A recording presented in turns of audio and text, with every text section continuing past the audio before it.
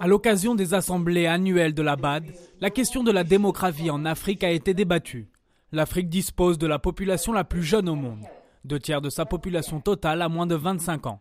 Cette démographie est un atout permettant d'accélérer la croissance économique et le développement social. La jeunesse est un atout pour l'innovation et la créativité. Pour permettre aux jeunes de participer pleinement à cette croissance, les différents intervenants ont tenté de trouver des solutions pour les générations futures. Moi, je pense qu'il faut être ambitieux, mais il faut savoir raison garder. Et l'ambition, pour moi, c'est d'abord des regroupements régionaux qui seraient plus compacts, qui pourraient mettre en place des règles d'intégration régionale, aussi bien sur le plan humain que sur le plan de la circulation des biens et des personnes. Et ensuite, les coopérations entre ces pôles de développement régionaux et après une intégration plus large qui pourrait embrasser toute l'Afrique. La démographie croissante présente un risque.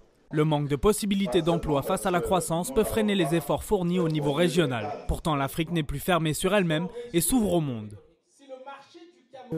L'avenir ne peut être que très brillant parce que le monde ouvre beaucoup d'opportunités. Et ce qui est bien, c'est que les pays en développement qui ont du succès, comme le Brésil, le Chili, la Malaisie, la Chine, l'Indonésie, le Vietnam, sont très intéressés par l'Afrique.